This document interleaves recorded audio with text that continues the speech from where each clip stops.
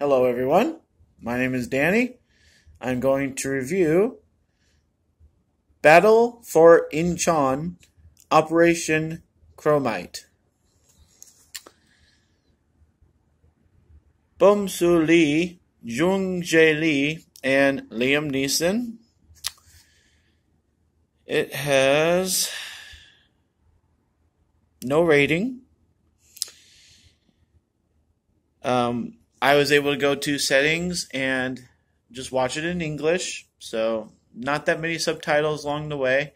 It has some things that you need to be paying attention to that do flash up on the screen, but other than that, okay, I'm going to read this whole thing. Ready? U.S. Army General Douglas MacArthur is appointed head of the United Nations Command at the height of the Korean War.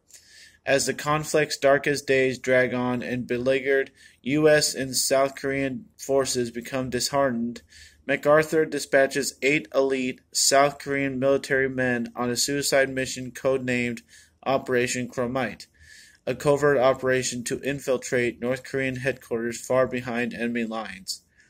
Led by Navy Lieutenant Hak Soo-young, the courageous X-ray intelligence unit finds themselves pitted against not only ruthless North Korean commander Gaijin Lim and his men, but the Russian and Chinese troops supporting them. Now they must stay alive long enough to achieve the impossible: sabotage the North to clear the way for the naval incursion, which finally turns the tide. MacArthur's daring surprise attack by sea, the decisive 1950 invasion of Incheon by 70,000 UN troops and 261 warships. That's pretty much the gist of the movie. So, let's start at the beginning. The guy that is the main character, I'll just call him Hoosung. I'm not sure how they say his last name. I've heard a couple different pronunciations of it, and I don't want to say it wrong the whole time. So we'll call him Hoosung. So he is the leader of this group that is going to kind of invade and infiltrate the North. Okay. If this was an American movie, which it kind of has been, it was called Inglourious Basterds. That wasn't even American, really. I'm going to have to get my facts straight on that one, but it's like Inglourious Basterds. That's why I brought up that movie, okay? So, this is about Korea and their struggle, and the characters in this movie are just, the people and the personalities, they are tremendous. Wow. I have not seen Dunkirk at this moment. I saw the one about the guy not wanting to carry a weapon into battle. I've seen that. I've seen Glorious Bastards. I've seen the one with is Tom Cruise, I think. The one in the tank the whole time. That was very good. And I'll tell you what, this is one of the best war movies I've ever seen. I'm sorry it has to be about Korea. I'm sorry that people aren't going to flock to it because it is about Korea. And maybe people don't care about the story, especially, I'm sorry to say, here in America, where people don't really like Koreans right now. And obviously something might end up happening with them in the near future. But I'll tell you what, the characters in here are just tremendous. Cannot iterate that much more. They know exactly what they're doing. They have a usual movie kind of thing where they go slow motion every once in a while. This guy gets to see his kid at one point. It's very emotional. It very much draws you in. It very much has purpose and drive and has everybody playing off of each other.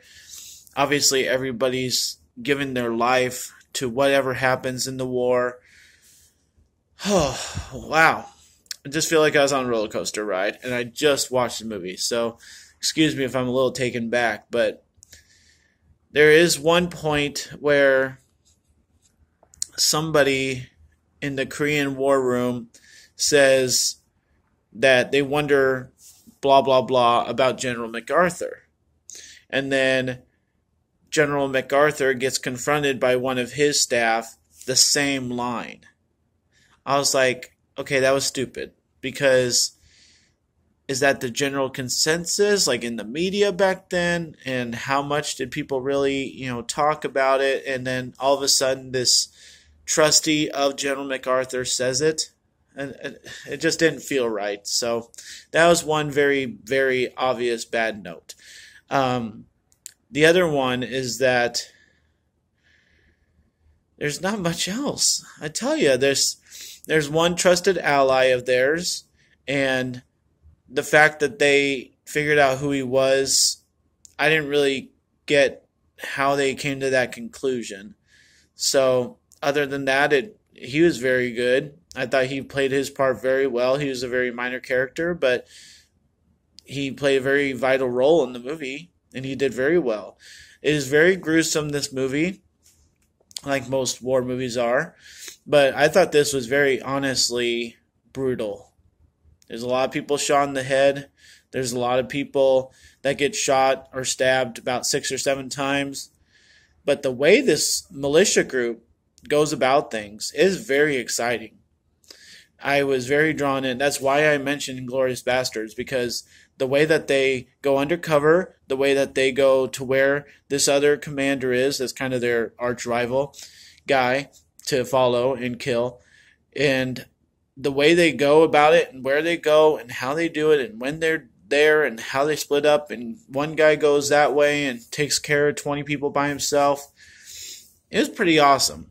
So I hope that people can somehow find this movie, because the way it's done is a lot more exciting, I'm just telling you right now, than any war movie out there. It's just about Korea, but the U.S.'s involvement. But I know many people aren't going to care. I didn't really when I went in, but I was taken back by how well done it was, and how the characters and the acting and the action and the surprises and the storyline and the emotionality of it, everything was on par. I cannot give this an A, because I just can't imagine who would enjoy sitting down and watching this and have it be their favorite movie. I can't put it on that level. But the way that I feel right now after watching it, I got to give it a B, but I'm going to give it a very much B+. Well deserved. I very much appreciate Liam Neeson and his involvement in this, and to bring some attention to this movie, he will do that with his name alone. So, well done. Yeah, Operation Chromite, and look it up.